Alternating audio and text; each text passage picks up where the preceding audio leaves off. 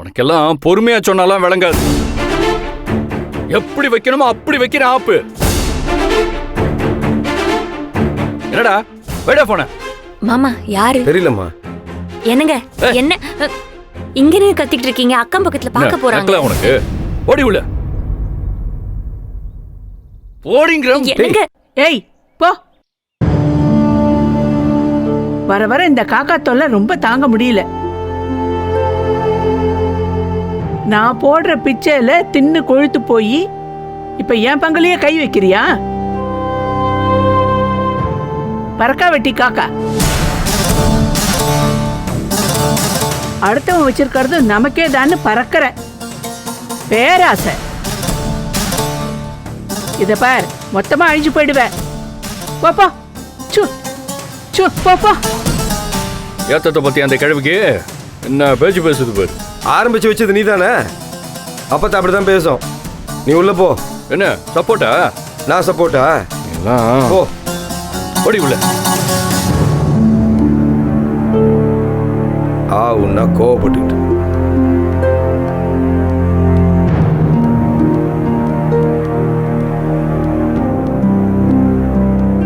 ஏய், தோல்ல பேக மாட்டிட்டு வெளில போனால வந்துட்டாளா? அண்ணேங்க மேல இவங்க கேட்ட உடனே அப்படியே பதில சொல்லிவிடணும். ஓயாம எது கொடுத்தாலும் என் மேல வந்து பாய வேண்டியது.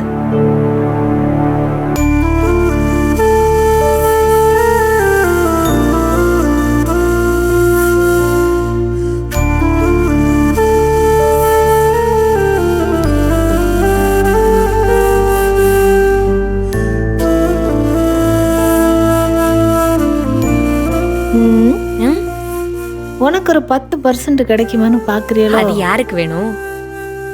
இந்த அப்பத்தா அயன் லேடி இல்ல, செம்ம மாசு. இவங்க ஸ்லீப்பர்ஸ் இல்லைன்னு இம்புட்டுனா நம்மளுக்கு தெரியாம போச்சு பாருங்களேன். இன்னைக்கே ஜனனி கரெக்டா தான் சொன்னிச்சே, பாட்டிக்குள்ள பல விஷயம் இருக்குன்னு. ஒரு தரம் காப்பி கொடுத்ததுக்கே அவ சரியா கண்டுபிடிச்சு விட்டா. இந்தா இவங்களும் அதே தானே சொல்லுவாங்க. அடிக்கடி சொல்லுவாங்க. ஆனா நமக்கு மட்டும் இதெல்லாம் தோண மாட்டேங்குது. அது வாய் பேசிக்கே இருந்தா மூளை வேலை செய்யாதான். என்னைய சொல்றீங்களா? என்னையும் சேர்த்துதான் சொல்றேன். நானும் நீயும் தாண்டி இந்த வீட்டுல பேசி பேசி பாலா போனவங்க. இந்த வீட்டுல எப்படி இருந்தாலும் பாழாதான்க்கா போவோம். அதுவும் சரிதான். வா போ. என்னத்தை பண்ண காத்திருக்கோ, உள்ள போய் என்ன போகம் அடிக்கும்.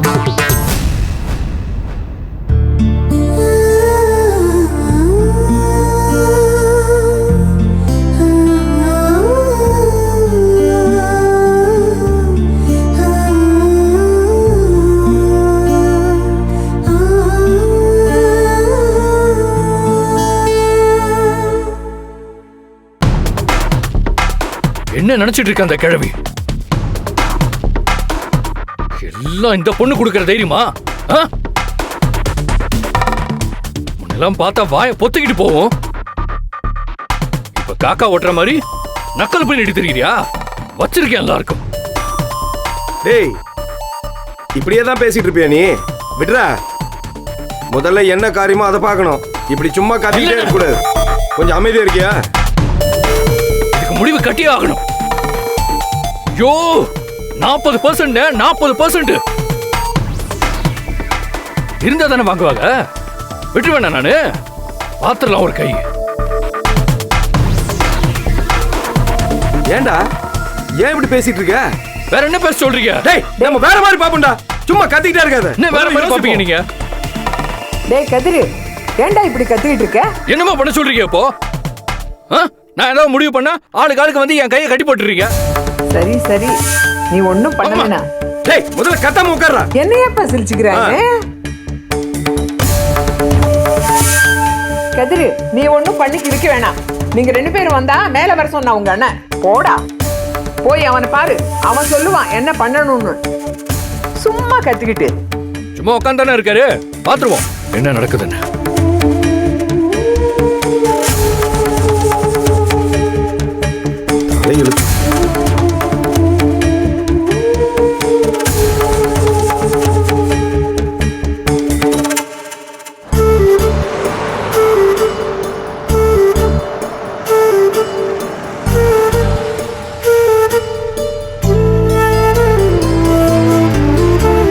ஜனனி,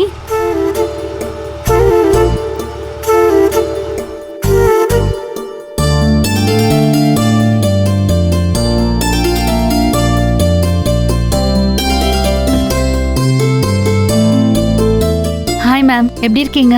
நான் நல்லா இருக்கேன். நீ எப்படி இருக்க? Yes ma'am, I am good. வா, ஒருமா நின்னு யா பேசலாம். Ma'am.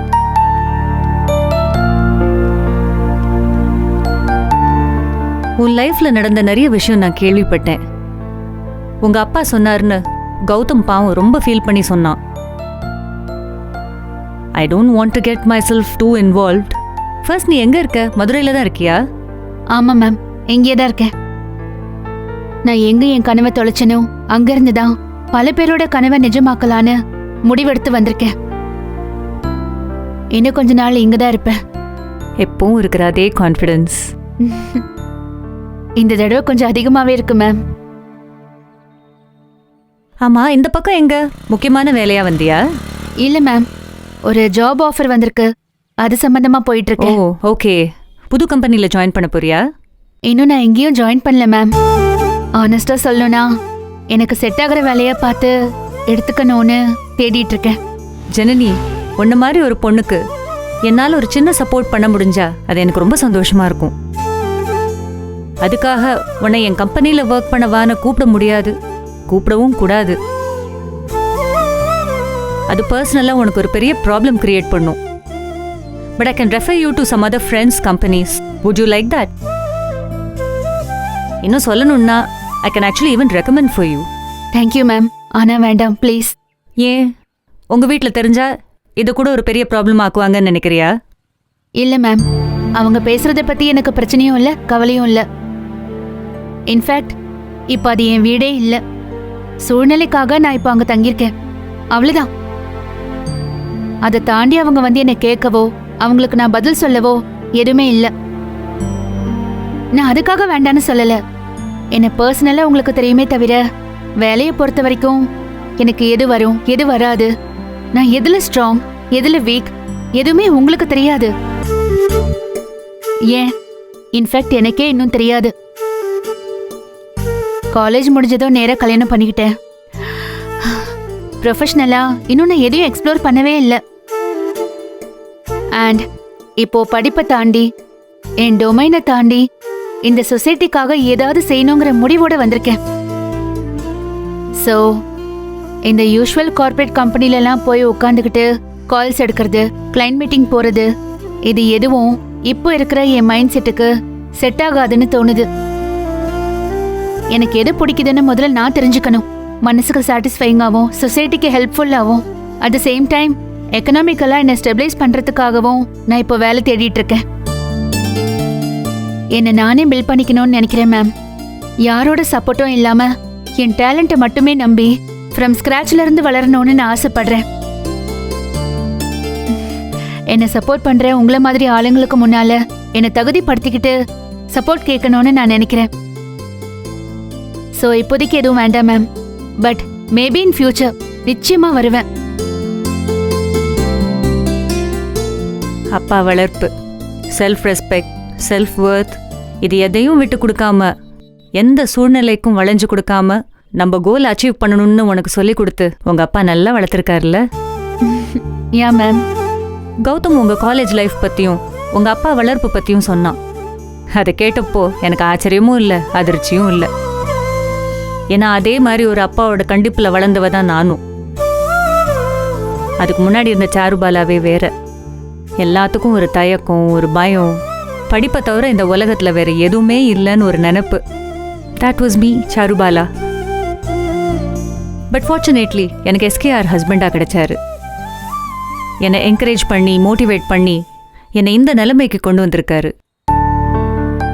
But you know what, people see only my success. SKR wife தானே, கல்யாணம் பண்ணிக்கிட்டா நேரே எம்டி ஆயிட்டா. as if everything was given to me on a golden platter. That's not true, you know. It was not that easy either. என்னை கொண்டு வந்தது எஸ்கேஆராக இருக்கலாம், ஆனால் வித்ஸ்டாண்ட் பண்ணி இவ்வளோ சக்ஸஸ்ஃபுல்லாக இருக்கிறதுக்கு காரணம் my honesty, sincerity and hard work. எல்லா சேலஞ்சும் ஃபேஸ் பண்ணி தான் இந்த பொசிஷனில் நான் இன்னைக்கு இருக்கேன். பட் எஸ்கேஆர் எனக்கு பேக் போனாக இருக்கிறதுனால I think this journey was a little easier for me. But that's not the case with you. உனக்கு அப்படி இல்லை, இன்னும் மோசமாக இருக்கும்.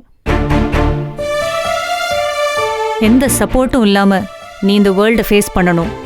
உன் ஃபேமிலியில் கூட உன்னை முடக்க தான் நினைப்பாங்களே தவிர தூக்கி விட யாருமே இல்லை. வீட்டில் சப்போர்ட் இல்லாதப்போ நம்ம வெளியிலேருந்து சப்போர்ட் எடுக்கிறதுல I don't think there's anything wrong in it, Janani. அப்படி ஒரு சப்போர்ட்டாக நான் இருந்தா I'll be very happy to help you. நீங்க எனக்கு ஆல்ரெடி நிறைய சப்போர்ட் பண்ணிருக்கீங்க மேம். ஒரு பொண்ணு எவ்வளோ சேலஞ்சஸ் வந்தாலும் அதை துணிச்சலா எதிர்த்து நின்று ஜெயிக்க முடியும்னு நான் கண்ணால பார்த்த ஃபர்ஸ்ட் எக்ஸாம்பிள் நீங்க தான். அன்னைக்கு மிஸ்டர் குணசேகரன் கிட்ட நீங்க ரெஜிஸ்டர் ஆஃபீஸ்ல பேசின விதத்துல இருந்த ஒரு போல்ட்னஸ், ஒரு தன்னம்பிக்கை, இதெல்லாம் எனக்கு ஒரு பாடம். அந்த நம்பிக்கை தான் ஒரு விதத்துல என்னை இன்னைக்கு வழி நடத்துதுன்னு கூட சொல்லலாம். உங்க சப்போர்ட்னாலையும் தான் மேம் இன்னைக்கு நான் இண்டிவிஜுவலா எல்லாமே சாதிக்கணும்னு ஆசைப்படுறேன். அதுல நிச்சயமா சக்சஸ்ஃபுல்லா ஆவேன் உங்களை மாதிரி. All the best Janani. Thank you ma'am. At least கார்லயாவது ட்ராப் பண்ணலாமா? நோ மேம், எங்க பக்கத்துல தான், நான் நடந்து போயிடுறேன். Thank you. Okay Janani, bye. See you then. Okay ma'am. Wishing you only the best. Always. Thank you ma'am.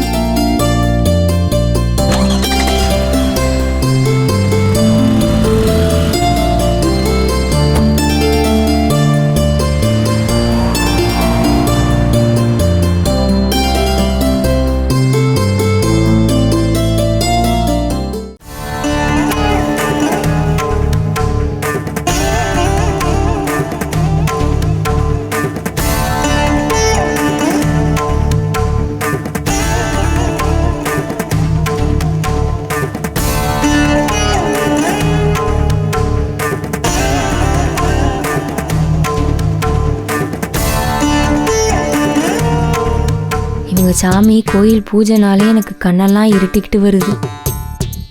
இந்த பூஜை யார கவுக்கான்னு புரியலையே. கண்டிப்பா ஜனனிக்கு தான். ஆனா என்ன மாதிரி அட்டாக்னு தான் தெரியல. இவர் நம்மளே பார்த்துட்டு இருக்காரு.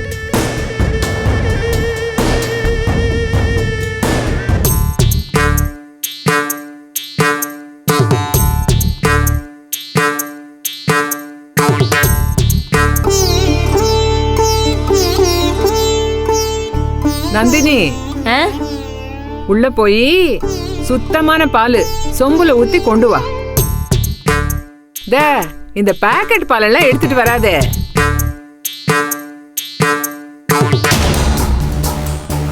இந்த செல்வி கொண்டு வருவா இல்ல, கறந்த பால், அத கொண்டு வா. 10 நிமிஷத்துல பொங்க வச்சு எடுத்துட்டு வரேன். ஏ அதெல்லாம் ஒண்ணும் கிழிக்க வேண்டாம், இருக்கிறத எடுத்துட்டு வா போ. இல்ல சாமிக்கு வைக்கிறது. அதான் அம்மா சொல்லிட்டு இருக்கால, போ போ எடுத்துட்டு வா.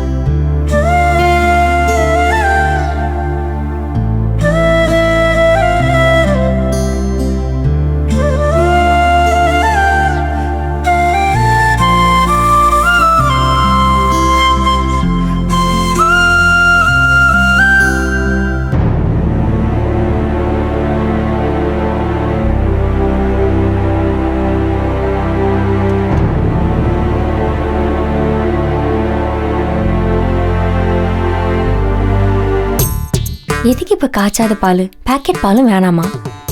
என்ன பண்ண போறாங்க பாலை வச்சு? ஒன்னும் விளங்கல. இவங்க ஏதாவது விசித்திரமா செய்யலனா தான் அதிசயம். இவங்க செய்யறதெல்லாம் பார்த்து நல்ல விஷயம்லாம் மறக்க போகுது, அது உறுதி.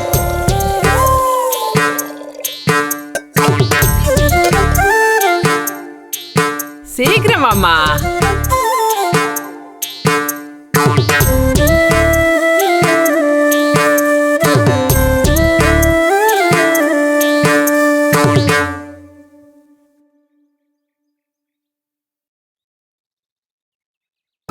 அம்மா தாயே, இந்த குடும்பத்துக்கும் என் பிள்ளைக்கும் நீ கொடுத்த சோதனை எல்லாம் போதும். இனியாச்சும் எல்லாரும் என் மகனுக்கு பக்கபலமா இருக்கணும். காப்பாத்துமா.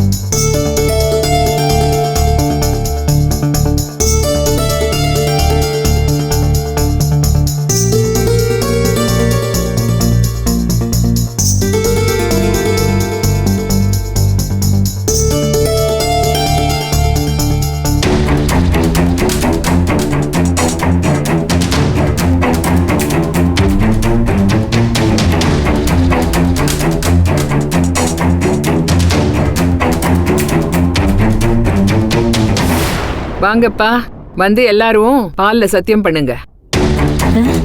பால்ல சத்தியமா?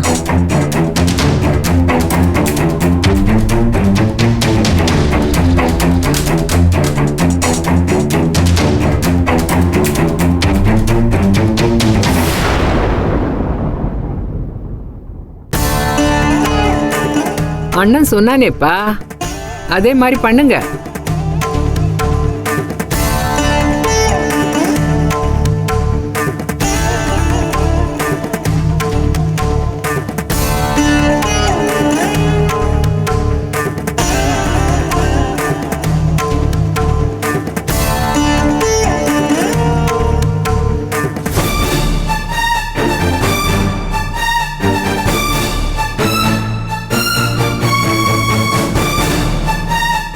இது வரைக்கும் என் அண்ணன் பேச்சை நான் மீறினதில்லை.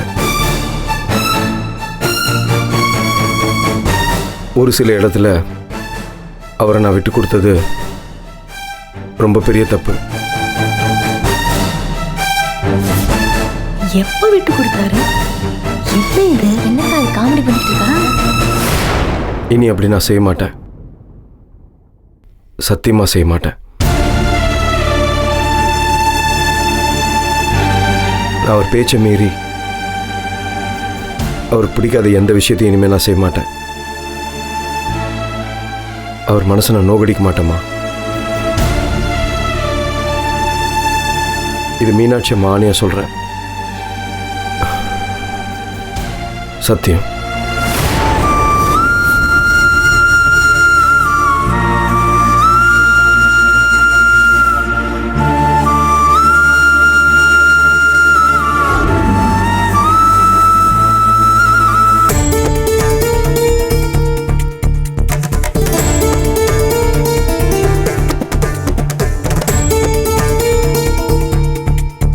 சரிம்மா.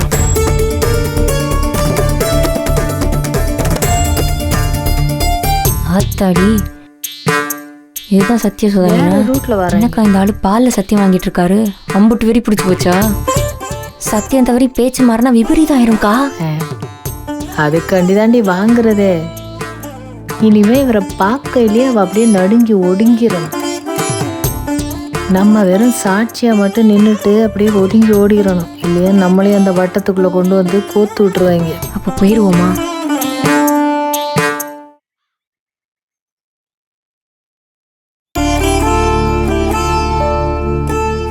நான் எந்த காரணத்தை கொண்டும் என் அண்ணன் பேச்ச மீறி நடக்க மாட்டேன்.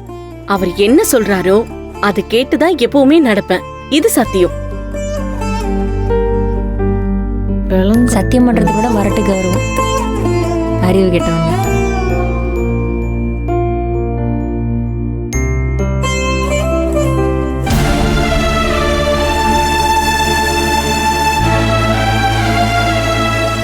ஏய் வந்து சத்தியம் பண்ணு. நாங்க ஏற்கனவே அத்தை பேச்ச கேட்டுதானே நடக்கிறோம். நாங்க அப்படியே மனசுல நினைச்சுக்கிறோம். எதுக்கு சத்தியம்லாம்? இனிமே அவகிட்ட பேச மாட்டேன், அவளை பார்க்க மாட்டேன்னோ அவளை வீட்டை விட்டு அனுப்புறதுதான் என் நோக்கம்னு சொல்லி வந்து சத்தியம் பண்ணு.